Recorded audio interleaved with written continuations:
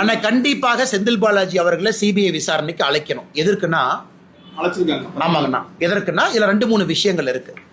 10 ரூபாய் பாலாஜி என்று நான் பேசும் பொழுதுதான் செருப்பு வந்திருக்குன்னு சொல்லும் பொழுது அதை நீங்களும் சொல்றீங்க, நானும் சொல்றேன். அப்படி இருக்கும் பொழுது அந்த சம்பந்தப்பட்ட நபரை அழைத்து விசாரிக்க வேண்டியது சிபிஐனுடைய கடமை. நம்பர் 1.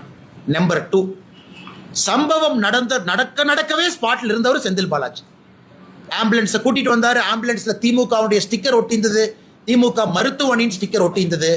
செந்தில் பாலாஜி தான் ஃபர்ஸ்ட் ஆளா அங்க இருந்தார். அவரு சொல்றாரு, அவரை கூப்பிடணும். 3வது, முதலமைச்சருக்கு தகவல் சொன்னது யார்?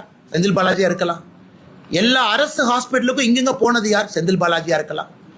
அங்க நான் ஆளுகின்ற கட்சியினுடைய மாவட்ட செயலாளர் என்கின்ற பொறுப்பில் இருக்கக்கூடிய செந்தில் பாலாஜி ஒரு டிகிரி ஆஃப் கண்ட்ரோல் இருக்கு, அமைச்சராக இருந்திருக்கிறாங்க. ஏன் டிவிகே கட்சியினுடைய மாவட்ட செயலரை கூப்பிட்டுருக்காங்க, அவர் போயிட்டு வந்திருக்கிறாரு. தமிழ்நாடு அரசினுடைய டிஜிபி ஸ்டேட் இன்டெலிஜென்ஸை கூப்பிட்டுருக்காங்க, அவங்க போயிட்டு வந்திருக்கிறாங்க. சம்பந்தப்பட்ட நபர் திரு விஜய் அவங்களை கூப்பிட்டுருக்காங்க, 2 முறை போயிட்டு வந்திருக்கிறாங்க.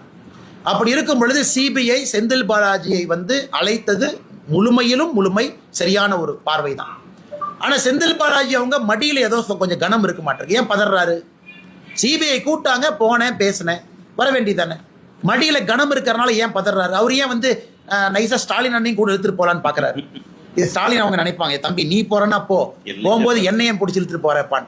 அந்த மாதிரி தான் இருக்கு அவருடைய பதில். நான் அந்த பதிலை பார்த்தங்கன்னா, அதனால சிபிஐ அவர்கள் செந்தில் பாலாஜி அவங்களை கூப்பிட்டது முழுமையிலும் அது உண்மைதான். அவங்க போகணும், கோஆபரேட் பண்ணணும். மடியில கனமலினா கோஆபரேட் பண்ணுங்க, ஏன் பயப்படுறீங்க? இது எதுக்கு நீங்க அப்படியே பதறீங்க?